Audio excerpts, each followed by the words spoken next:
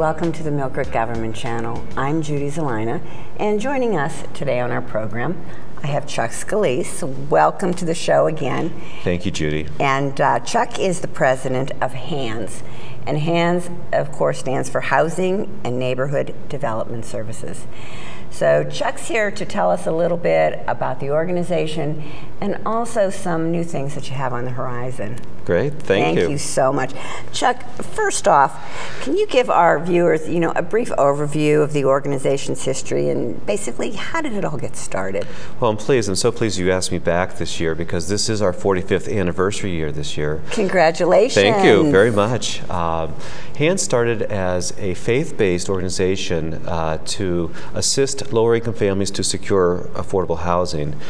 It was founded by a group of folks that are involved in their church as a church project. Okay. Actually, ecumenical church project, so that the Catholics and the Presbyterians and the Baptists and the folks attending the Jewish temple would come together as a bit of a community project. Because back in the '60s, that wasn't necessarily what we did. So, and my parents were one of the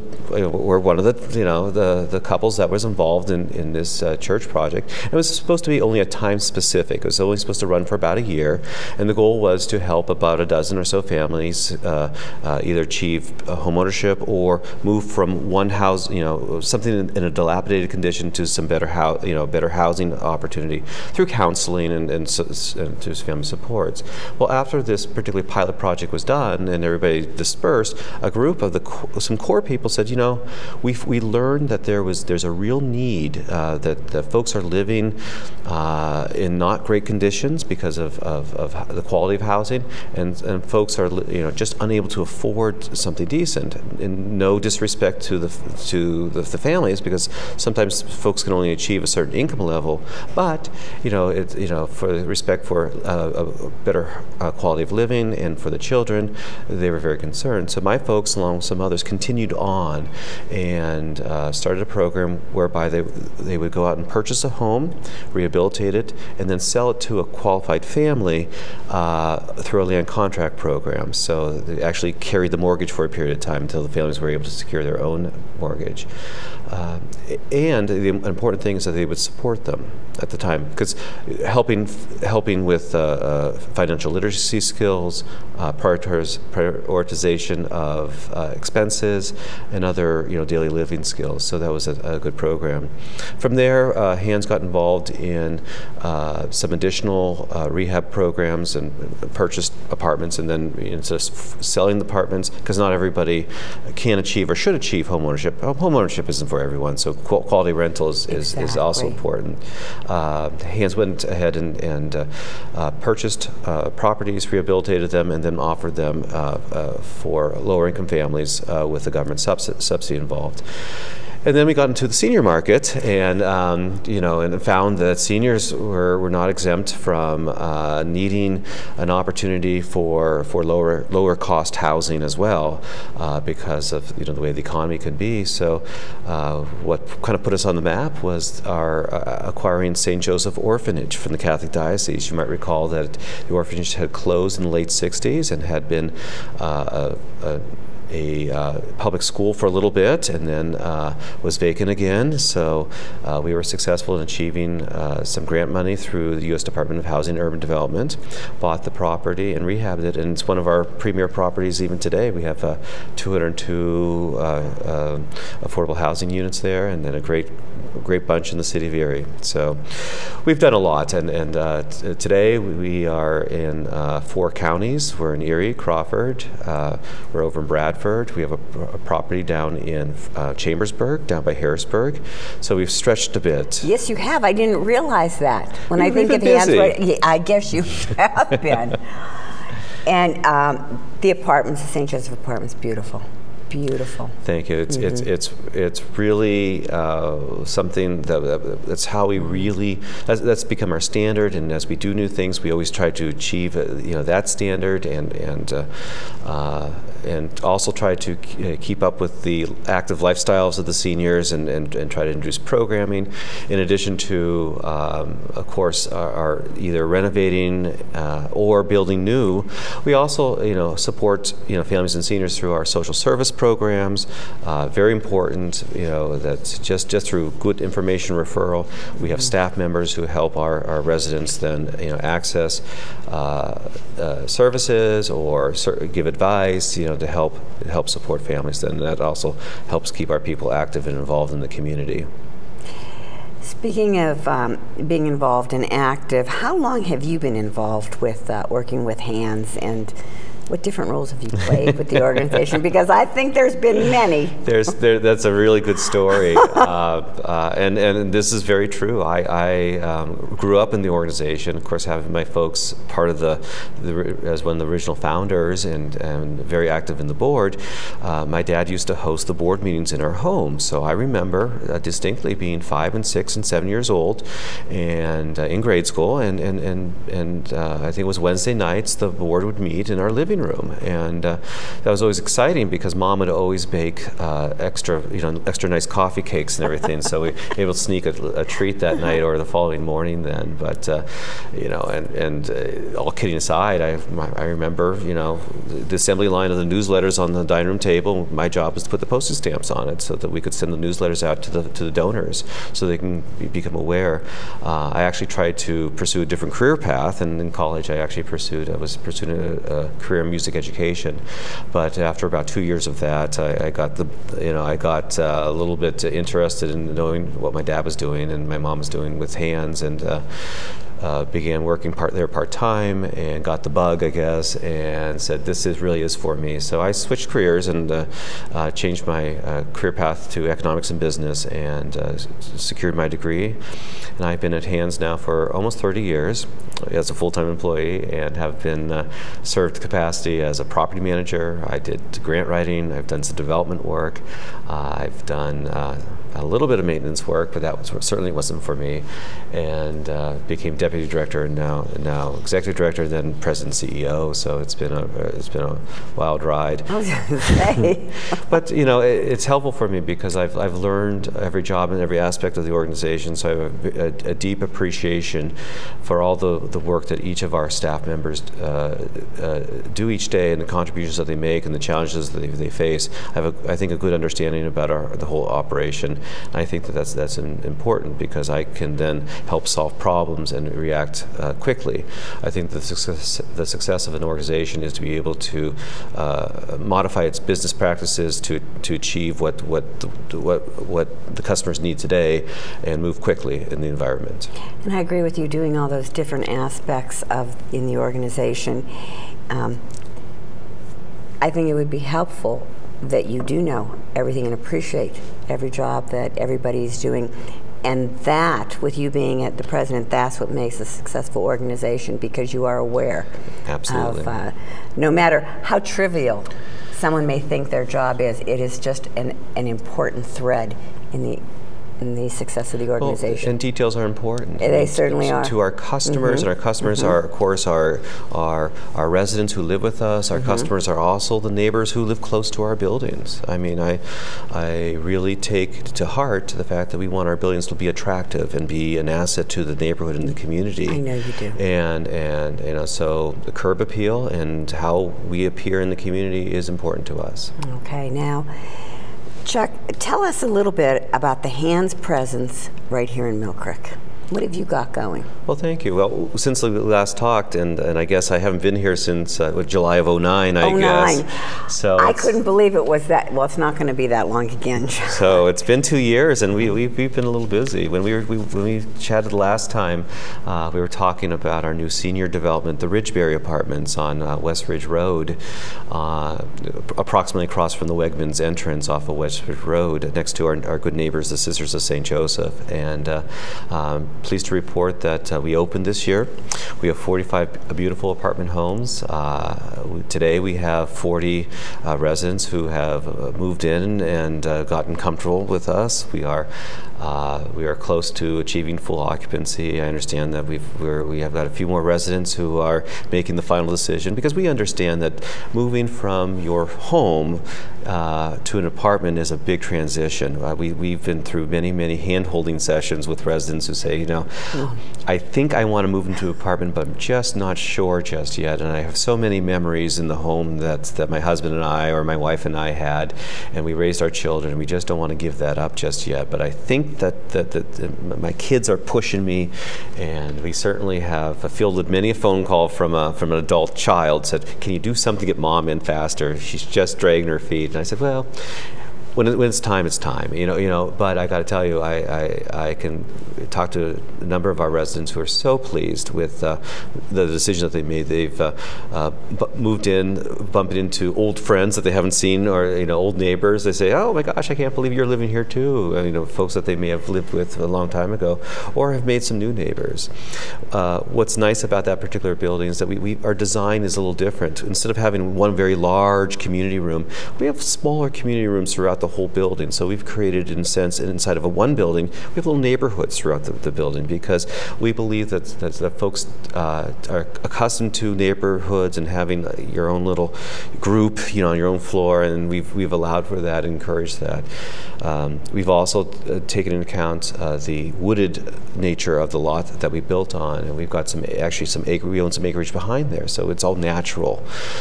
We've taken a lot of care to introduce what we call rain gardens, and those are these little ponds that feed each other, and that's how we handle the stormwater management. Instead of just putting it through underground, we actually let that feed some ponds around the building then, so it provides a really nice ecological and beautiful environment for our residents and their guests. So, well, you think of everything. I'll tell you, viewers, I did get a chance to tour the Ridgebury Apartments before they opened. Yeah. They really are beautiful. And when Chuck tells you about like the different pods or neighborhoods, I had never seen a design like that. It was so nice. It was, because when you think of senior apartments, you think of like the hotels, rows and all the doors. And there are little community centers. I am not surprised that you are almost filled to capacity. Yeah. Yeah, and again, it's our lease up has gone very quickly. There was a high degree of interest. We have some folks that applied, said, I'm not quite ready just yet, but keep me on the list, and when I'm ready, and that's perfectly fine. We're happy to have folks become pre-qualified and kind of ready, so that if their living situation changes, or they've decided that the big house is no longer for them, that we're able to accommodate them. Okay, I know there's some type of different criteria they have to meet before they're accepted into the apartments. Isn't it? There's financial and health criteria.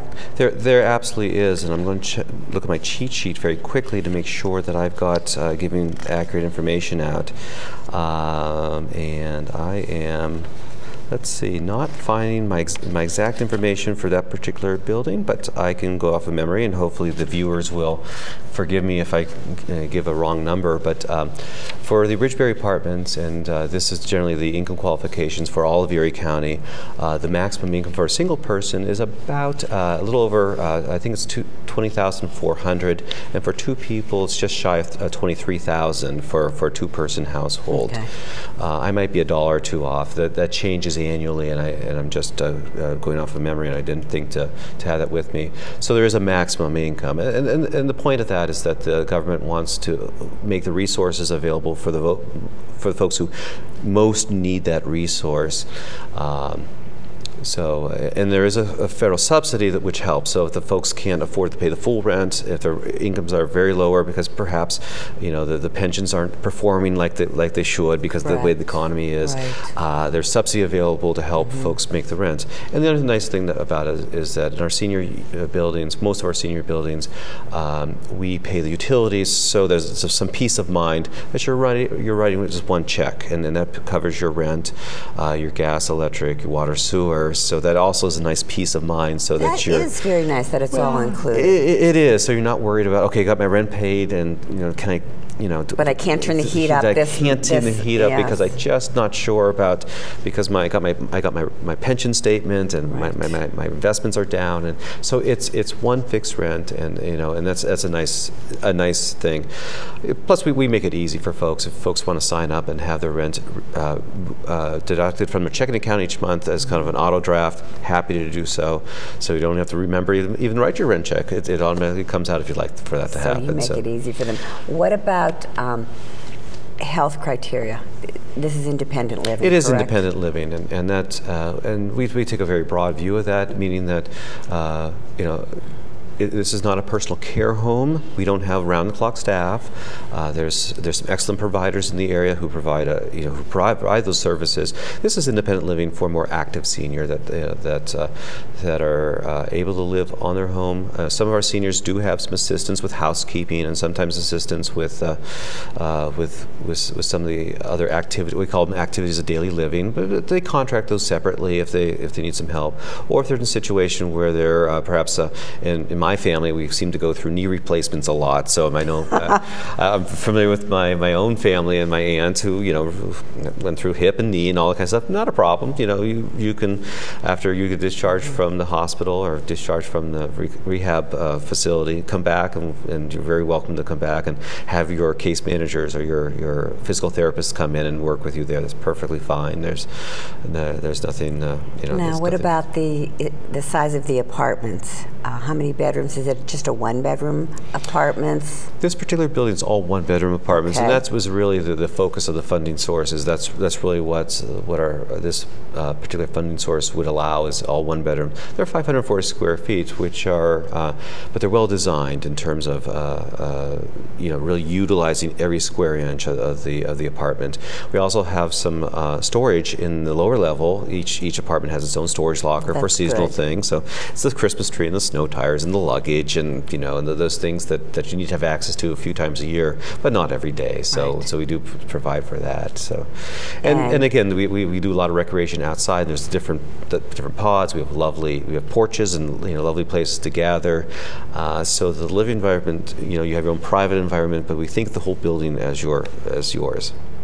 Okay, it is a beautiful building, but that's not the only building you have going on here in Millcreek, is it? No, we were successful in having our land development plan approved last December, and we're actually constructing 30 townhome apartments located on Old Zook Road, very near the Millcreek Mall, kind of between Interchange Road and Zimmerly Road, or West Grand Road rather, and we expect to have our first building open next February, and we're very excited about that because this helps us provide a resource to families. We've just completed 45 new units for seniors, 62 years of age and older, and now this helps us with families who are 18 plus, and they're a combination of 3 and 4 bedroom townhome units. Really?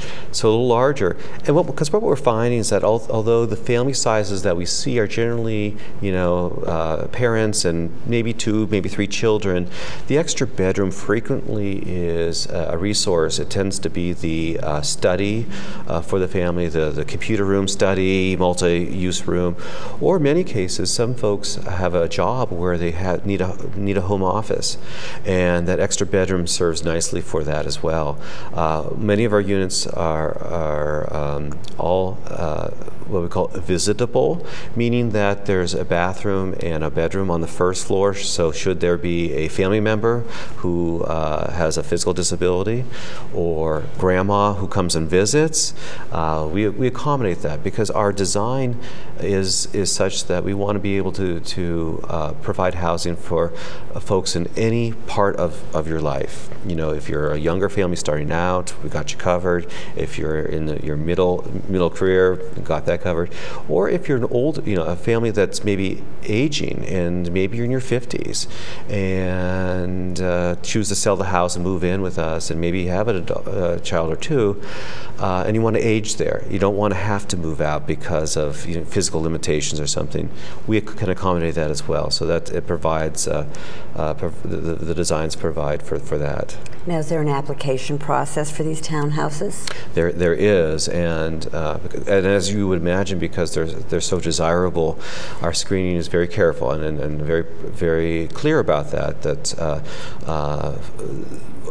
The homes are dedicated for folks that earn the privilege of being there, I should say. So we have a very strict and very significant screening process with credit and background checks and so on, because we're trying to create a community of folks that are working are civic minded and working within the Millcreek area and are supportive of each other and supportive of Millcreek. So we're very careful about that. And these are people now. The applications also for Woodlands is income-based, am I correct? That is correct. All right. What is the income guideline that you have? That I do have. Say, for example, we have a family of, say, for a family of 4, which would be, a family of 4.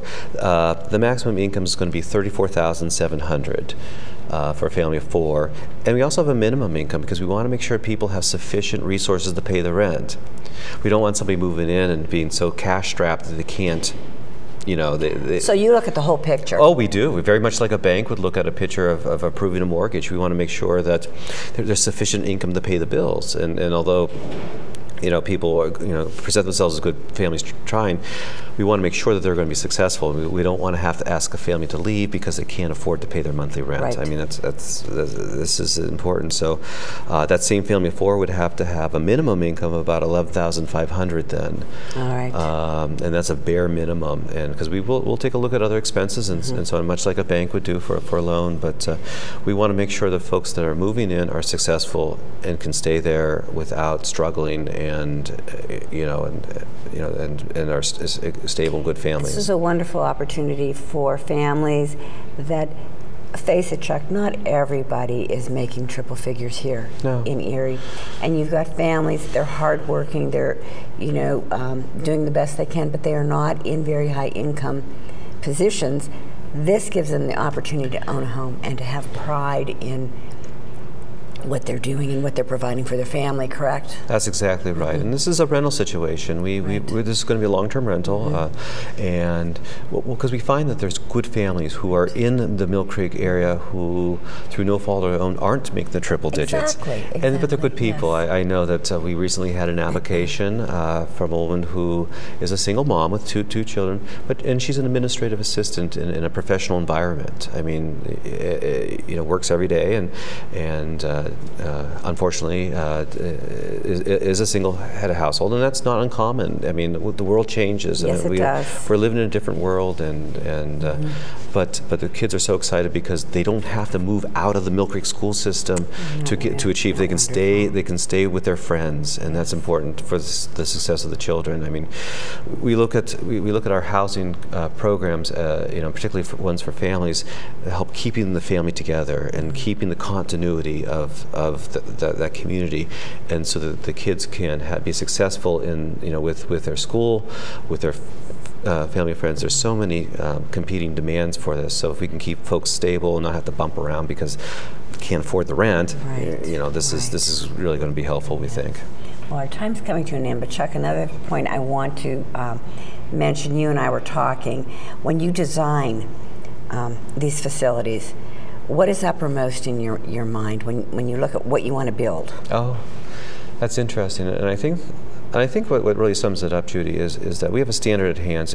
We call it the "I want to live there" test, and what that means to us is that everything that we develop and manage has to pass the test as staff members of Hands. I mean, we ask ourselves the question: would we live there ourselves if we had the need, if we are income qualified or of a certain age or had a special need, or would we ask one of our family members to live with us? So that's the standard. So important. It has to be that I would live there, and I can honestly say that everything that we have in our inventory now, it meets that criteria, and which I think is important. Hands does a wonderful job. I'm really pleased to have you on the program.